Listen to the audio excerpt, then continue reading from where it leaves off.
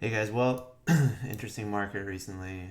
Just a little tidbit for newer traders, and I've been doing this for a while. And I think the hardest thing lately for me is there's so many stocks moving that it's almost like you're overwhelmed. It's data overload. It's for someone with ADD like me, it's like it's too much, and I often find it's very hard to be patient.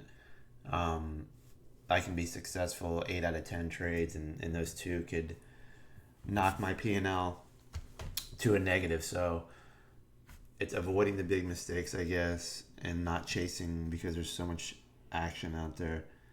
Um, it's really a market that I've never seen before. We talk about once in a while you have stocks that are up 40, 50%, 100%.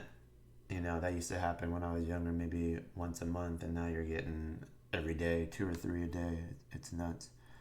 So patience pays with Amazon. We finally, I've been kind of adding on the way down here, and we finally bounced off the lower channel. Now we're starting to peak above on the daily, the triangular downtrend. So it doesn't mean that it can't close under there. It's peaking above it so far right now, and it looks good. The action is kind of flat on the MACD, which means we could have a lot of energy if we start to push to the upside and break above to the positive on the MACD. The only thing we need is a little bit more expansion on the volume, or else we're just going to keep trending back and forth and tightening the wedge here, especially with the market being where it's at. I think SPY's got a little more wiggle room to the upside, and so there's that. And I'm say you go out and buy Amazon here, 'cause it's probably going to pull back. It's already up 30 points intraday, but who knows. A stock that I traded this morning was SIOX. I don't know if you guys watch me on. I'm sorry.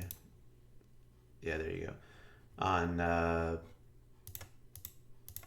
Twitch live in the morning, but and for you guys that have subscriptions with alert, maybe we cancel those for now. Especially if you're paying, I think it's only like $10 a month, but I don't want to see you guys pay that for no reason. And we kind of switch over to a different format here. But I already sold this in just more of a scalp trade. I had 1,700 shares and just kind of watching the action in the morning. I like this stock because I think it can get up into the low fours, but I'm not chasing RSI here. When we start to redline, I just take my profits. Unless I'm seeing expansion in volume, which I didn't see. I did see one big spike in volume right here across the pivot break. And here's where I looked at the first morning move, and then when we pulled back and then retouched it for 1, 2, 3, fourth time, I bought in. And I was kind of getting a little concerned here. I didn't have a stop in that was tight because that would have snapped me out. But as soon as we broke in here, I just started letting go of shares. I didn't catch the top, but I do think this can actually get to 430 today, which would be all the way up here. I just think it has to sort out some of this stuff. I don't like to see the volume like that on the sell side, but let's see if it can kind of pull back up from this 365 area, and that's SIOX. Let me see what else we got today. I'm still a little bit hesitant on stocks like NIO. Anthony Mondi. So, actually, I might short this in here. I might short this right here. Let's do a little smidge. Which one is my short?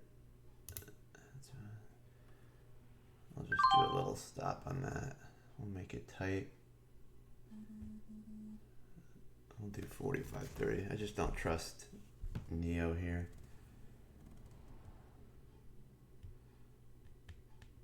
Sorry about that, guys. I think I'll give it a little wiggle room because it looks like it can go a little higher.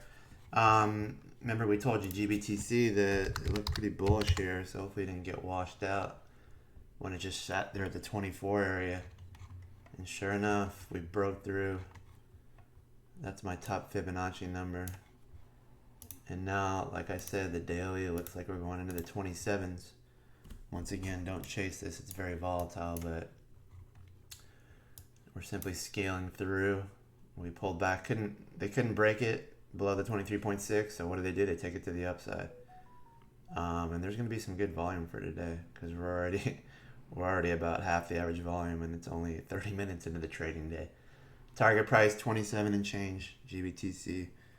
And I'll check back in a little bit. I just had an important phone call that came through, but Twitter and Uber channeled, so I'm not really interested in that. It's bouncing off the 20 today, but here's the longer term channel on Uber. You can see touch little, back test halfway through the midline, retouch, touch again, and then touch the top side. So there are some geometric patterns that I follow, and that was one of them. Now we're coming up to the 20, so you could have a little bounce today. It's trying to sort itself out. I think Twitter has the same type of configuration, if I'm not mistaken. Twitter. Let's take a look at Twitter on the 1-year daily. Yep, same type of configuration. There's two channels on Twitter. One kind of bends a little bit to the high side there. So that one, we're getting really close to the top channel on Twitter. And I'm not saying you can't push through, but that's where the easy money is, right there on Twitter. So I'll check back in a little bit, guys.